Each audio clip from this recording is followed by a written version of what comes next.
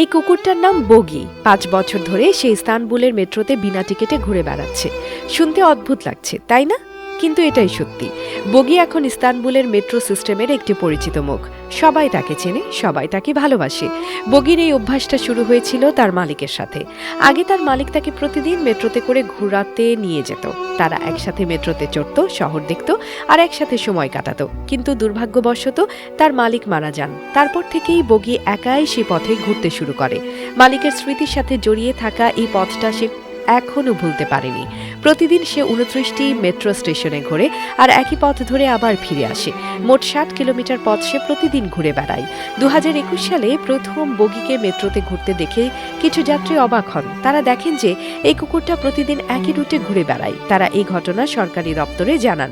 তারপর খোঁজ নিয়ে জানা যায় বগি আসলে তার মালিকের স্মৃতির উদ্দেশ্যে এই পথে ঘুরে বেড়ায়। ইস্তানবুল সরকার বগির জন্য বিশেষ ব্যবস্থা নিয়েছে। তারা তার গলায় একটা মাইক্রোচিপ লাগিয়ে দিয়েছে যাতে বগি কখন কোথায় যাচ্ছে তা সহজেই ট্র্যাক করা যায়। এই মাইক্রোচিপের মাধ্যমে বগির নিরাপত্তা নিশ্চিত করা হয়। বগির এই গল্পটা শুনলে মনে হয় প্রাণীদেরও স্মৃতি থাকে। তারা তাদের অতীতকে ভুলে যায় না। বগি তার মালিকের স্মৃতিকে ধরে রাখতে এই পথে ঘুরে বেড়ায়। তার এই অভ্যাসটা দেখে অনেকেই মুগ্ধ হন। ইস্তানবুলের মানুষজন বগিকে খুব ভালোবাসে। তারা তাকে খাবার দেয়, আদর করে। বগিও যেন তাদের সাথে খুব সহজেই মিশে গেছে। সে কাউকে কখনো বিরক্ত করে না, শান্তভাবে মেট্রোতে ঘুরে বেড়ায়।